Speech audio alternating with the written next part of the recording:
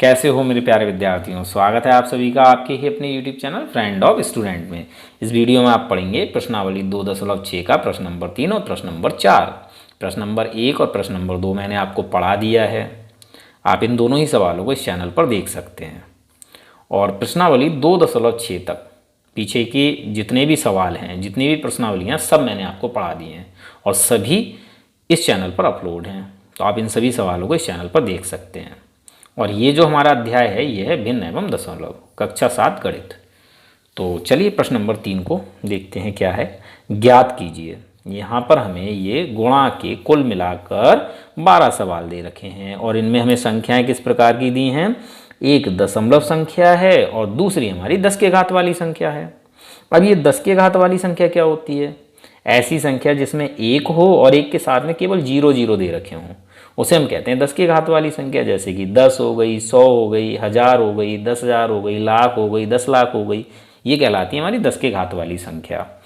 तो आप यहाँ सारे सवालों में यही देखेंगे कि एक दशमलव संख्या है और दूसरी 10 के घात वाली संख्या है। ठीक है, तो ये सवाल हमें क्या सिखाएगा कि हम किसी दशमलव संख्या को 10 की घात वाली संख्या से सरलता से किस तरह से गुणा करें।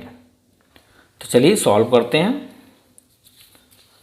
पहला सवाल हमें दिया है 1.3 गुणा 10। ठीक है, तो इसको सरलता से गुणा करने का तरीका क्या है? आपको ये देखना है 10 के घात वाली जो संख्या है उसमें कितने जीरो हैं जब आप गुणा करेंगे, तो है ना। आपको ये देखना है कि 10 के घात वाली संख्या में कितने जीरो हैं। जितने जीरो हो ना उतने ही अंकों के आगे ले जाओ। किसको? इस दशमलव को। यहाँ एक जीरो है तो एक अंक के आगे हमें इस दशमलव को ले जाना है। देखो दशमलव अभी 3 से पहले है, लेकिन जैसे ही हम इसको 10 से गुणा करेंगे तो ये दशमलव 3 के बाद यहाँ आ जाएगा गुणनफल में, वो हमारा आंसर हो जाएगा। देखो एक जीरो है इसलिए दशमलव कितना आगे जाएगा? एक अंक आगे चला जाएगा, यानी 3 से पहले है लेकिन गुणा के बाद ये 3 के बाद आ जाएगा। तो ये हो जाएगा 13 दशमलव, यहाँ दशमलव आएगा। अब यहाँ हम दशमलव नहीं लगाएंगे। क्यों नहीं लगाएंगे? क्योंकि यहाँ दशमलव लगाने के बाद इधर कोई भी संख्या नहीं है, तो आप दशमलव को छोड़ दीजिए। यही आपका क्या हो गया? आंसर हो गया। ठीक है, क्लियर हो गई बात। दशमलव के बाद अगर केवल जीरो हैं, कोई संख्या नहीं है, तो ऐसे में हम दशमलव नहीं लगाते हैं। ठीक, ये हमारा आंसर हो गया। दूसरा सवाल देखिए। दूसरा सवाल है हमारा 36.8 और गुणा में है 10। तो यहाँ पर भी हमारा क्या है? एक जीरो है। जब हम 10 की गुणा 36.8 से करेंगे तो ये दशमलव क्या होगा? एक अंक आगे चला जाएगा। अभी 8 से पहले है, जैसी गुणा होगी ये 8 के बाद आ जाएगा। कहाँ आ जाएगा? यहाँ पर। तो ये हमारा हो जाएगा 368 और यहाँ आएगा दशमलव। अब यहाँ दशमलव लगाने से कोई फ़ायदा है नहीं क्योंकि इधर कोई संख्या नहीं है, तो ऐसे में हम दशमलव नहीं लगाते हैं। यही हमारा क्या हो गया? उत्तर हो गया। ठीक है, ओके। तीसरा सवाल हमें दिया है 153.7 और गुणा में यहाँ पर भी है 10। तो यहाँ पर भी एक जीरो है। जब 10 की गुणा इससे करोगे तो क्या होगा? ये जो दशमलव है एक अंक आगे चला जाएगा। अभी 7 से पहले है, लेकिन जैसे ही 10 से गुणा करेंगे 7 के बाद में आ जाएगा ये। तो ये हो जाएगा 153 और ये हमारा ये 7 है तो 7 लिख लेंगे। अब 7 के बाद यहाँ आएगा दशमलव। यहाँ हम दशमलव लगाएंगे नहीं। क्यों नहीं लगाएंगे? क्योंकि दशमलव के बाद कोई संख्या ही नहीं है, कोई अंक ही नहीं है, तो ऐसे ही रहने देंगे इसको। ये हो जाएगा हमारा आंसर 1537। ठीक, चौथा सवाल देखिए। चौथा सवाल है 168.07 गुणा 10। अब आप आंसर बताइए क्या होगा।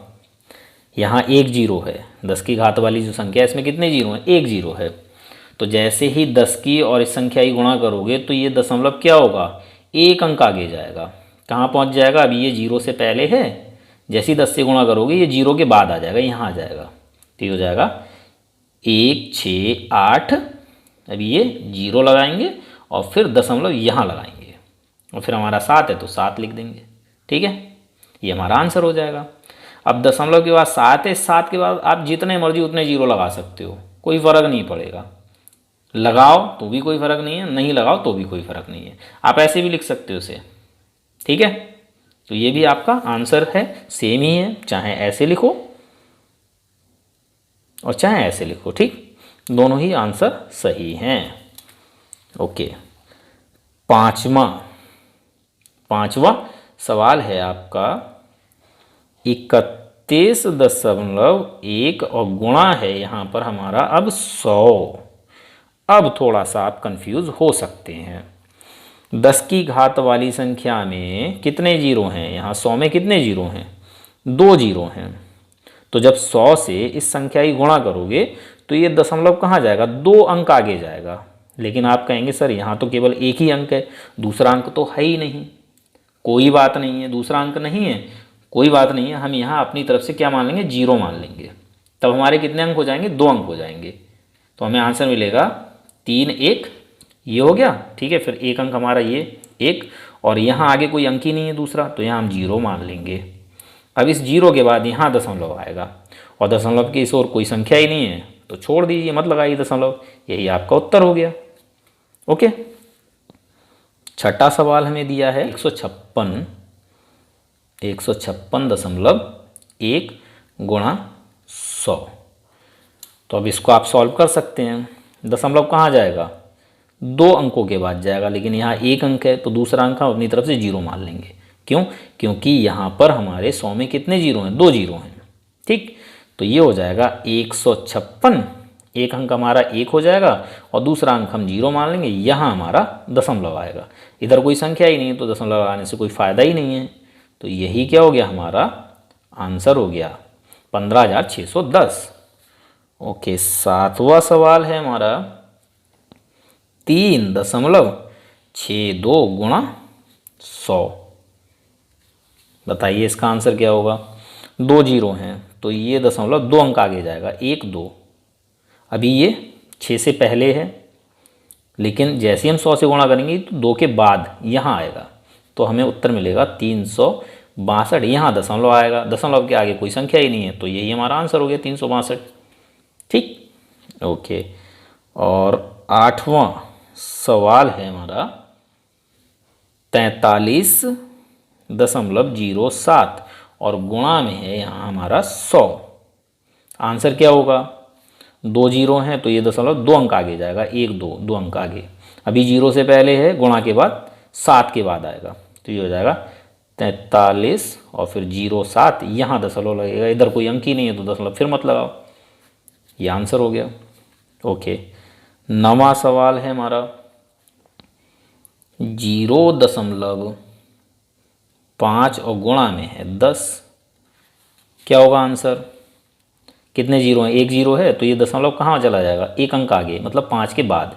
अभी 5 से पहले फिर 5 के बाद हो जाएगा, तो ये हो जाएगा 0.5 और यहाँ हमारा दशमलव आएगा। तो दशमलव की से और कोई अंक ही नहीं है तो दशमलव आप नहीं लगाएंगे। और इधर 5 से पहले क्या है? जीरो, जीरो से पहले कुछ नहीं है, तो इस जीरो को भी आप मत लिखिए। तो आपका आंसर क्या होगा? 5। ठीक है, आप डायरेक्ट आंसर लिखेंगे 5। ओके, 10वां सवाल है हमारा 0.08 गुणा 10। क्या आएगा आंसर?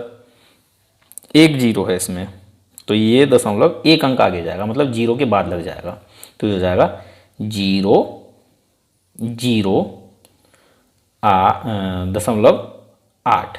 क्या हुआ? 1 जीरो हमारा ये रहा, फिर दूसरा जीरो ये आ जाएगा, 1 अंक के बाद आएगा, मतलब इस जीरो के बाद दशमलव लग जाएगा। अब चूंकि यहाँ इस ओर दशमलव के बाद 0 जीरो हैं तो आप इन जीरो को लगाइए या मत लगाइए, कोई फ़र्क नहीं पड़ेगा। लेकिन जब दशमलव के इस ओर कोई भी संख्या ना हो तो आप एक जीरो जरूर लगाइए, 0.8। ठीक है, ये है आपका आंसर।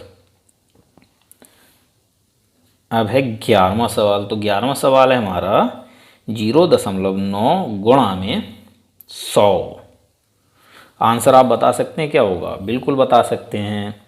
इसमें 2 जीरो हैं तो ये दशमलव 2 अंकों के आगे आएगा, 2 स्थान आगे आ जाएगा, तो यहाँ तो हमारा एक ही अंक है, दूसरा अंक हम कहाँ से लाएंगे? 0 से। ठीक है, तो हमारा आंसर होगा, देखिए दशमलव के इस ओर क्या है? केवल 0 है। तो जब हम गुणा करेंगे, चलो अच्छा गुणा करते हैं, देखो तो ये 0 ये वाला, ठीक है। अब ये जो दशमलव है ये क्या होगा? ये हमारा 2 अंक आगे जाएगा, एक अंक हमारा 9 हो जाएगा, दूसरा अंक हम 0 ले लेंगे। यहाँ हमारा दशमलव आएगा, इधर कुछ नहीं है तो इस दशमलव लगाओ या मत लगाओ, और इधर 9 से पहले 0 है, 0 से पहले कुछ नहीं है तो इसको भी मत लगाओ। तो हमारा आंसर क्या होगा? 90। ओके, और लास्ट है हमारा 12वां, 0.03 गुणा 1000। अब बताइए आंसर क्या होगा? यहाँ 3 0 है तो ये 0.3 अंक आगे जाएगा, 1 2 तीसरा अंक हम 0 ले लेंगे। ठीक है, तो हमारा आंसर क्या होगा? 0 ये वाला हो गया, ठीक है। अब ये 0.3 अंक आगे जाएगा, 1 2 और तीसरा 0, यानी 0 3 और फिर 0। यहाँ पर हमारा दशमलव आएगा। अब इधर दशमलव के बाद कोई संख्या ही नहीं है तो क्या आप इस दशमलव को लगाएंगे? बिल्कुल नहीं लगाएंगे। अच्छा, अब यहाँ 3 से पहले क्या है? 0 0 हैं, क्या इनको आप लगाएंगे? नहीं लगाएंगे, क्योंकि इनका कोई महत्व ही नहीं है। तो हमारा आंसर क्या है? 30। ये हो गया आपका आंसर। ठीक है, आई होप कि आपको ये चीज़ें अच्छी तरह समझ में आ गई होंगी। चलिए सवाल नंबर 4 को सॉल्व करते हैं। प्रश्न नंबर 4 है, एक दुपहिया वाहन, दुपहिया वाहन समझते हो आप? मोटरसाइकिल जो होती है उसे कहते हैं। एक दुपहिया वाहन 1 लीटर पेट्रोल में 55.3 किलोमीटर की दूरी तय करता है।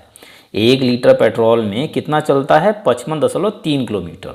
ठीक है, हमसे पूछा 10 लीटर पेट्रोल में कितनी दूरी तय करेगा। तो भाई 1 लीटर में अगर 55.3 किलोमीटर दूरी तय कर रहा है तो 10 लीटर में ज़्यादा करेगा, है ना। तो ऐसी स्थिति में हम क्या करेंगे? ये जो दूरी है इसकी गुणा हम कर देंगे ये जो पेट्रोल की मात्रा है इससे, तो हमें अपना आंसर मिल जाएगा। जो गुणनफल आएगा वो हमारा आंसर होगा। तो यहाँ हम हल लिख लेते हैं। हल क्या लिखेंगे? दुपहिया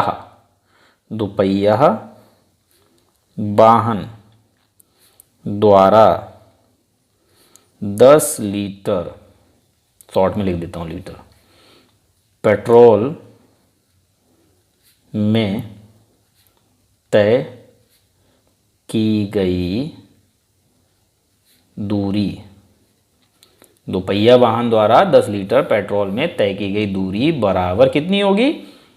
दूरी जो 1 लीटर में तय की है गुणा पेट्रोल की मात्रा। ठीक है, और बाहर हमारा किलोमीटर, क्योंकि आंसर किलोमीटर में आएगा। तो इसको गुणा करने का तरीका क्या है? यहाँ 10 है, 1 0 है, जब 10 की गुणा हम 55.3 से करेंगे तो ये दशमलव 1 अंक आगे चला जाएगा, मतलब 3 के बाद आ जाएगा, और 3 के आगे कोई संख्या नहीं होगी तो हम दशमलव नहीं लगाएंगे। तो हमारा आंसर क्या हो जाएगा? 553, और बाहर है हमारा किलोमीटर। तो ये आंसर हो गया। ठीक है, ओके। अब हम मिलेंगे अपने अगले वीडियो लेक्चर में सवाल नंबर 5 के साथ में। तब तक के लिए धन्यवाद।